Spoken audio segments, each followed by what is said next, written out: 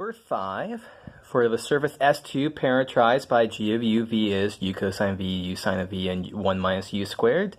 And you get the bounds for u and v there. I compute an equation for the tangent plane at uv is 3 pi over 2. Okay, so for this, what do we have to do? G of uv is u cosine v, u sine v, and 1 minus u squared. I need to try to keep my u's and v's separate here.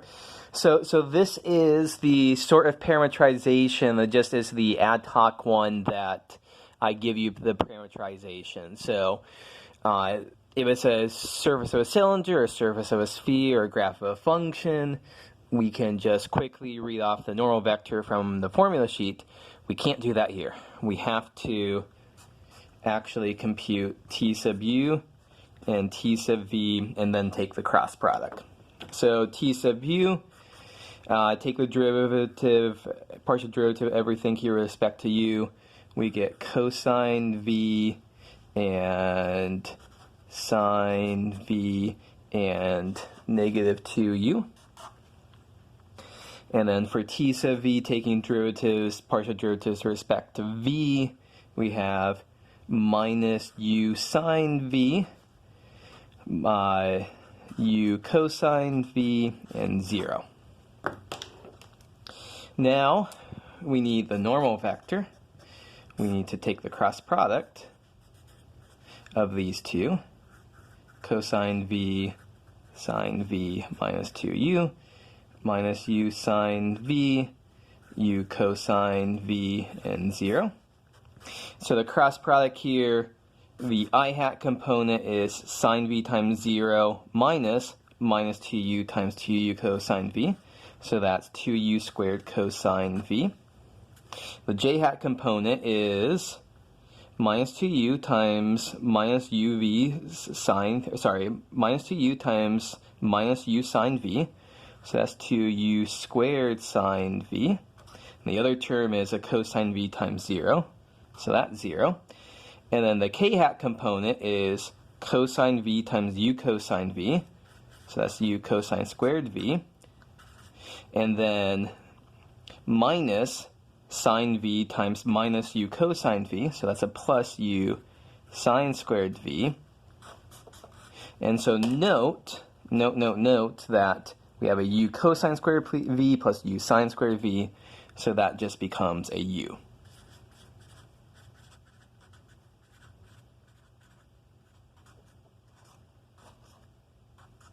Okay, so at this point, we found our normal vector. If we wanted to, it's always a good idea to confirm that, yes, this is orthogonal to both tu and tv. If we do this dot tv, we get minus 2u cubed sine v cosine v plus 2u cubed cosine v sine v. So those two terms cancel. Plus 0, that checks out. If we do tu dot product, our normal vector, we get 2u squared cosine squared v plus 2u squared sine squared v, which those two terms add together as 2u u squared, and then minus 2u squared, again we get 0. So as usual, it's always a good idea to check whenever we take a cross product to make sure that, yes, this is orthogonal to each of these. Okay, so now that we've done that, we've got our normal vector. So if you take a look at the problem, we are being asked for the tangent plane at the point uv is 3 pi over 2. So how do we come up with an equation for a plane in general?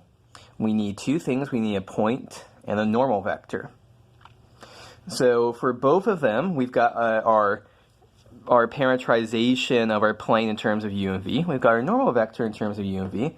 We just have to plug in u is 3, v is pi over 2 into each one of them. So g of 3 pi over 2 is going to be 3 cosine pi over 2, 3 sine of pi over 2, 1 minus 3 squared. And that simplifies down to cosine pi over 2 is 0, sine of pi over 2 is 1. So 0, 3, and negative 8.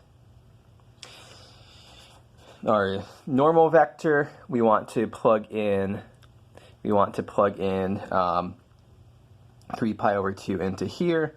So we would get, I guess, normal vector at 3 pi over 2. Squeeze that in there. So it would be 2 times 3 squared cosine of pi over 2, comma 2 times 3 squared sine of pi over 2, and 3. So once again, cosine pi over 2 is 0, sine of pi over 2 is 1. So 0, 18, and 3. So we've got our point, we've got our normal vector. So the very end of this problem, we just have to write out our final answer. And our final answer is just going to be, so coefficient 1, 0 times x minus 0 plus coefficient number 2 here is 18 times y minus 3 plus 3 times z plus 8 is equal to 0. Obviously, that could be simplified if we wanted to, but that is a perfectly acceptable final answer here. Okay, so that is problem number 5. So problem number 6. So I said set up an integral to compute the surface area of FS3 given without parametrization for u and v are between 0 and 5. Okay, so for that calculation, oops. Get rid of that piece of paper. Didn't realize it was double-sided. Okay, problem number 6. What do we have here? So g of uv is uv. Let's just go ahead and calculate out tu and tv here. So 1, 0, v, 0, 1, u. And then the normal vector, tu cross product tv, I, j, k, 1, 0, v, 0, 1, u. And so it's not too hard to see that we end up with minus v, minus u, and 1. So for, this is asking about we want to compute the surface area. So this is a scalar surface integral. So we don't actually care about the normal vector as is. We want the magnitude of the normal vector. And so that's going to be minus v squared plus minus u squared plus 1 squared, which is 1 plus u squared plus v squared. Okay, so at this point we're ready to write down our integral. We're integrating u from 0 to 5 and v from 0 to 5. And so whenever we're asked to find surface area, that means the integrand by itself is 1. We're integrating 1 over the region of question, but then we still have to multiply by the magnitude of the normal vector. Okay, so here is our setup. The problem merely asked us to set up the integral, and this is our answer to set up the integral. Previous draft of the question had you evaluate this, but it turns out that this is a pretty hard integral, not something I'd expect you to do on examination to evaluate this. So we'll just say this is a good stopping point here. Obviously, if I had rigged the question differently, so you actually could have evaluated the surface area, I very well may ask you to evaluate an integral, or I might just ask you to set it up. Okay, so that's problem number 6.